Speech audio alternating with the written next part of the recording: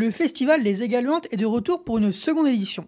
Pour en savoir davantage, AgFM est allé à la rencontre d'un des organisateurs, Sébastien Pillet. Présentation. Donc, au programme, nous avons 10 films, 5 courts-métrages, 2 documentaires, une avant-première normande, un ciné-concert et, pareil, une petite surprise, logiquement, on aura un court-métrage des Bads qui nous ont fait l'année dernière le making-of et cette année, ils nous proposeront un petit court-métrage qu'on essaiera de passer sous la tente festivalier situé juste à côté du cinéma. Et plein d'autres surprises tout au long du week-end, des invités qui seront là, qui ne sont pour l'instant pas annoncés non plus, donc voilà. Et chaque projection sera précédée d'une rencontre avec du public et des intervenants. Comment se dérouleront-elles ?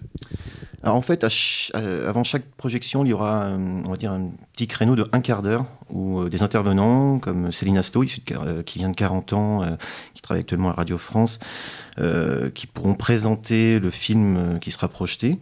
Ce pourrait être aussi des réalisateurs comme Claude Lelouch, Michel Larocque pour son avant-première, Gilles Perrault aussi pour les documentaires le dimanche. Et par la suite, si vous voulez, les films seront projetés directement.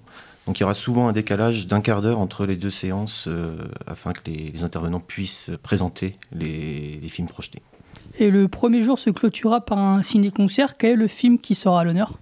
Alors il n'y a pas vraiment de film à l'honneur pour le coup, c'est vraiment une revisite totale du cinéma, des liaisons entre la Normandie et les États-Unis. Alors c'est donc mis en scène par Tom Graffin, les 2 chanteurs, Lewis Evans et Pauline Brandt, qui vont à un moment donné reprendre tout un panel de musique connue, pas forcément issue de la Normandie, mais de grands films comme par exemple les Parapluies de Cherbourg, d'autres films, je n'ai pas encore la liste, puisqu'ils gardent tout ça un peu secret, ce qui n'est pas plus mal dans un sens, ça permet toujours de nous égaluer justement.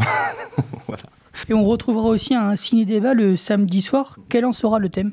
Alors le grand thème, c'est le débarquement, tout un cinéma. Donc là, on va être plutôt sur décryptage, de l'analyse faite par Dominique Briand, président de l'Écume des films, une association de Saint-Loise qui existe depuis maintenant très longtemps et qui nous aide beaucoup sur ce festival. Il va revisiter, alors ça sera assez basé, je pense, sur Il faut sauver le soldat Ryan, peut-être Band of Brothers. Il va vraiment essayer de balayer un peu tout ce qui a pu être fait aujourd'hui dans le cinéma en relation avec le débarquement.